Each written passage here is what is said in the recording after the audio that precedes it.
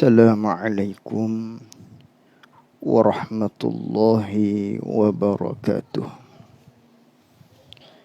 Bismillahirrahmanirrahim. Alhamdulillahi rabbil alamin. Wassalatu wassalamu ala ashrafil anbiya'i wal mursalin wa ala alihi wa sahbihi ajma'in. Allahumma faqqihna fid din wa 'allimna ta'wilih. Allahumma faqqihna fid din wa 'allimna ta'wilih. Allahumma faqqihna fid din wa 'allimna ta'wilih. Allahumma nawwir qulubana binuri hidayatika kama nawaltal arda binurika syamsika abadan abada. Birahmatika ya arhamar rahimin. Rabbi shrah li sadri wa yassir li amri wahlul 'uqdatam min lisani yafqahu qawli. Allahumma salli wa sallim ala sayyidina wa maulana Muhammad. Qala al-muallif rahimahullahu ta'ala wa nafa'na bi'ulumihi wa bi'ulumina fid daraini amin.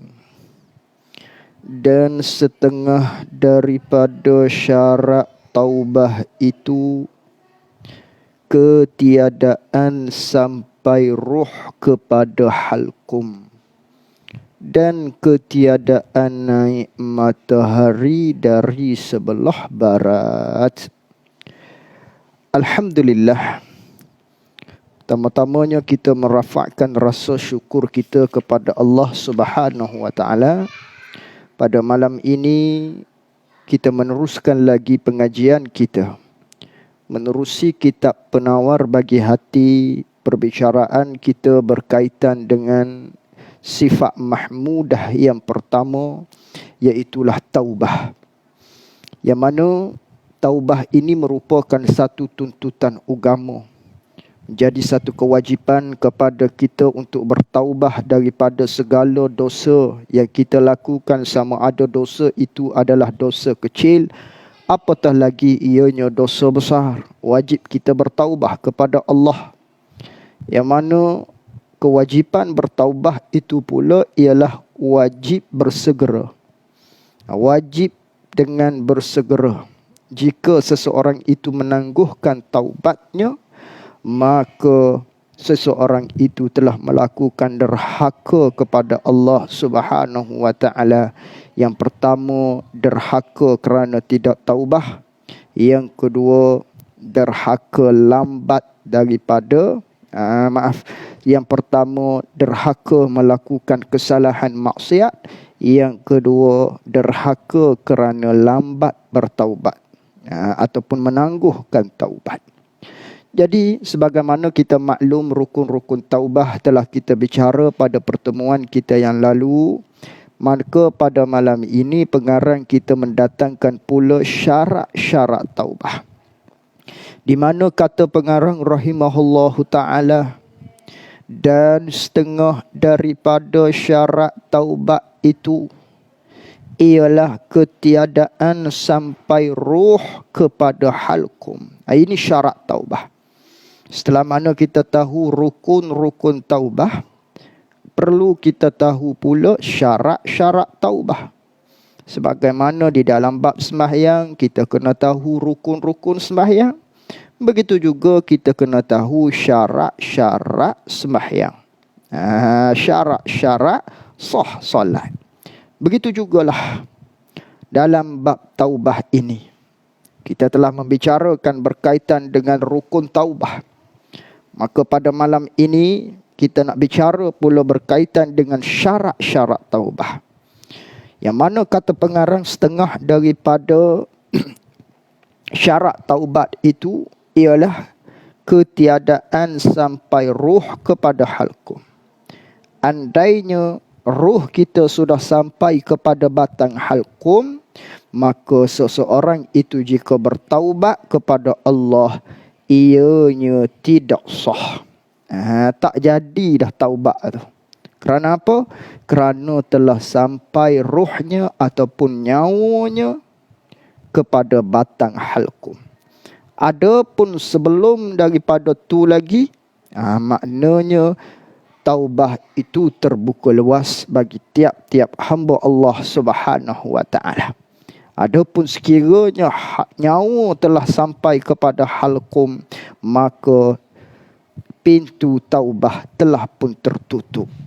Jika seseorang itu walaupun cukup rukun-rukunnya, menyesal, tinggal dah perkara maksiat tersebut, azam dalam hati tidak akan ulangi lagi, akan tetapi ruhnya telah sampai kepada batang halqum, maka pada ketika itu taubahnya tidak diterima lagi oleh Allah Subhanahu wa taala. Itu syarat yang pertama. Yang kedua, dan ketiadaan naik matahari dari sebelah barat. Syarat taubat yang seterusnya ialah ketiadaan naik matahari dari sebelah barat. Andainya matahari telah naik dari sebelah barat, maka pada ketika itu pintu taubah juga telah tertutup. Walaupun cukup dah rukun-rukun taubah, menyesal, tinggal dah maksiat tersebut, azam dalam hati cukup rukun, tapi syaratnya tak cukup. Bila dia bertaubat? Setelah mana matahari naik daripada sebelah barat yang dekat dengan kiamat. Hampir-hampir dengan kiamat. Tak diterima dah pada ketika itu. Bandingnya sebagaimana kita sembahyang lah. Rukun cukup, rukun 13. Tamakninahnya ada. Tapi tak mengambil wudu. Solat tanpa wudu. Syarat tak cukup. Maka bagaimana nak sah sembahyang kita? Cukup dah rukun-rukun ni. Fatihah baca elok, rokoknya ada tamakninah dan lain-lain daripadanya, tapi tak ambil sembahyang. Wuduknya tidak ada, tak jadi solat tersebut. Samalah dalam bab taubah. Cukup dah rukun-rukunnya, tapi syarat-syaratnya pula tak cukup, tak jadi juga. Ni dua syarat taubah. Taubah diterima bila cukup rukun, dan maknanya belum lagi sampai nyawa seseorang kepada halqum, ataupun belum lagi matahari naik daripada sebelah barat. Itu syarat-syarat taubah. Jika cukup kedua tu, tak apalah, sah lah. Jadi dua syarat ni iaitulah jangan bagi sampai nyawa kepada batang halqum. Itu syarat dia. Jangan bagi naik matahari daripada sebelah barat. Jika sampai pada halqum dah, ataupun matahari dah naik dah sebelah alik jatuh, alik barat, maka tak sah dah taubat seseorang. Ni kata begini, seperti yang tersebut pada dua hadis yang lalu. Sebagaimana dalil hak Nabi SAW bersabda, innallaha azza wa jalla yaqbalu taubatal abdi ma lam yugharghar. Allah Ta'ala akan terima taubah seseorang hamba selagi mana belum sampai kepada nyawanya kepada batang halqum. Hadis yang kedua yang dulu, man taba qabla an tatla'a syamsu min maghribiha taballahu alaih. Barang siapa yang bertaubat sebelum daripada matahari itu naik daripada tempat lenyap, iaitulah pada sebelah barat, nescaya Allah Ta'ala akan terima taubatnya. Seandainya matahari sudah naik daripada sebelah barat, maka Allah tidak terima taubat seseorang. Ini dua syaratnya. Dua syarat taubah.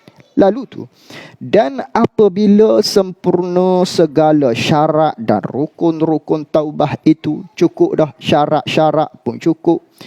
Bukan maknanya bertaubat tadi tu sebelum daripada ruh sampai kepada batal hakum. Taubat tu pula bukanlah pada ketika mana matahari naik pada sebelah barat.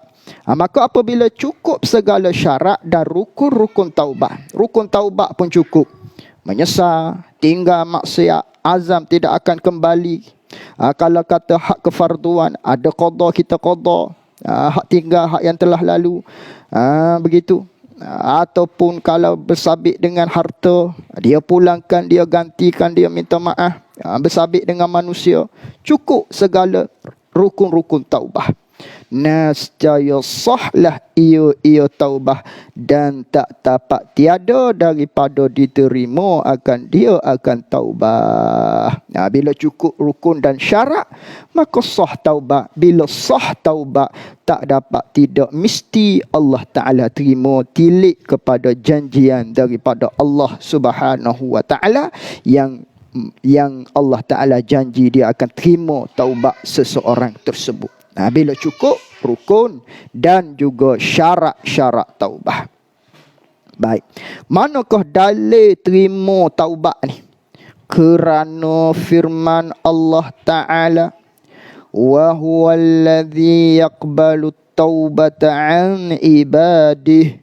Artinya Allah Ta'ala berfirman, dan Allah Ta'ala jua, Allah Ta'ala lah yang menerima ia Allah akan taubat daripada hamba-Nya. Allah lah yang terima taubat hamba dia. Yakni Allah Ta'ala kata dia akan terima taubat seseorang hamba dia manakala hamba dia tu bertaubat kepada Allah. Tapi taubat yang cukup rukun dan juga syarat. Tu. Dan bermula doa dengan menerima taubat. Dah tu. Dan maknanya dah taubat tu mesti diterima oleh Allah tilik kepada janjian. Bila cukup rukun dan syarat. Lalu tu apa kita duk berdoa kepada Allah? Macam mana berdoa kepada Allah? Dan adalah bermula doa dengan menerima taubat tu. Seperti kita kata Allahumma taqabbal taubati. Hei Allah, artinya hei Allah Ta'ala, terima olehmu akan taubatku. Dah tak dikata Allah Ta'ala mesti terima taubat bila kita bertaubat. Lalu tu kita duk berdoa lagi kepada Allah, ya Allah terimalah taubatku, dah terimalah taubatku. Kerana apa kita duk berdoa tu? Adalah hak kita duk berdoa, ya Allah terima taubat aku tu. Adalah ia doa tu. Kerana kita duk berdoa tu sebab kerana ketiadaan diyakinkan akan cukup segala syarat taubat itu. Kita tak yakin cukup ruku-ruku syarat-syarat tu, cuma kita usaha sahaja. Maknanya mencukupi ruku-rukun dan syarat-syarat. Dah begitu, kita pun berdoa juga kepada Allah, ya Allah terimalah taubat aku ni. Terimalah ya Tuhanku akan taubat aku ni, hamba-Mu ni hak berdosa ni, terimalah taubat aku. Kerana kita tak yakin. Maknanya 100% Allah tu terima taubat kita.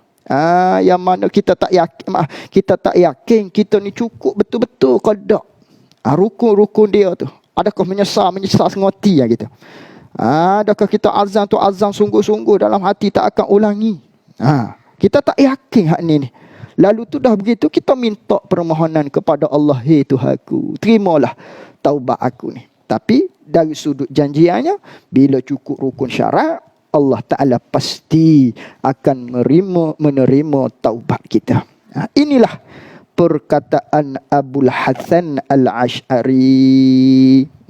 Inilah perkataan Abu Hasan Al-Ash'ari, yakni pada kata tak dapat tidak Allah Ta'ala terima taubat kita tadi bila cukup rukun dan syarat gitu.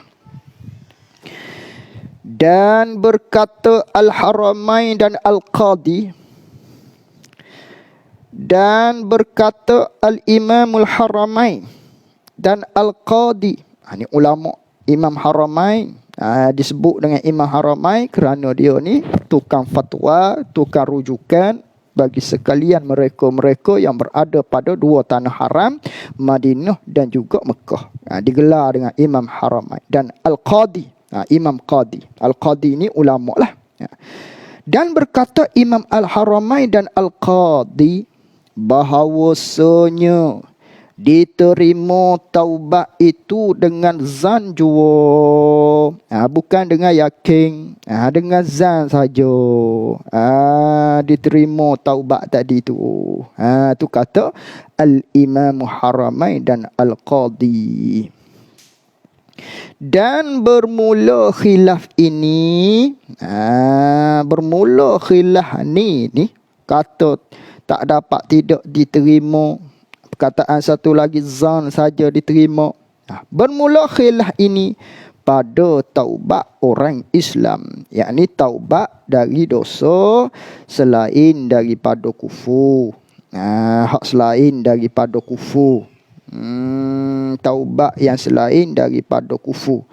Adapun taubat kafir, orang yang kufur kepada Allah lalu tu dia bertaubat dengan masuk Islam, pada ketika tu tak khilaf dah lah, maka diterima akan taubat orang kafir yang masuk Islam dengan putuh, yakni dengan tidak ada khilaf, dengan dalil yang putuh, dengan dalil yang qat'i daripada Quran, dengan ittifaq, dengan sepakat para ulama. Hak kata khilaf ni dosa hak selain daripada kufur, dosa orang berzina, dosa orang buat maksiat minum arak, dosa orang yang melakukan dosa-dosa yang lain selain daripada kufur. Hak ni khilaf. Kata Imam Abu Hasan Al-Asy'ari, cukup rukun syarat Allah terima. Kata Imam Haramain dan Qadhi, kita zan saja Allah Ta'ala terima. Hak tu kembali kepada Allah lah, maknanya. Tapi kata Imam Abu Hasan Asy'ari, Allah terima, kerana Allah Ta'ala telah berfirman di dalam Al-Quran tadi. Begitu. Adapun bagi orang kafir, hak masuk Islam, dulu dia kufur, lalu tu dia masuk Islam. Bila dia masuk Islam, dia mengucap 2 kalimah syahadah, maka diterima taubat dia tadi tu dengan secara yakin, tanpa ada khilaf di kalangan ulama, berdasarkan dalil yang kuat, dengan dalil yang qat'i. Kata begitu tu dengan sebulat ataupun dengan sepakat para ulama. Kerana apa? Kerana Allah Ta'ala berfirman, qul lilladzina kafaru in yantahu yughfar lahum ma qad salaf.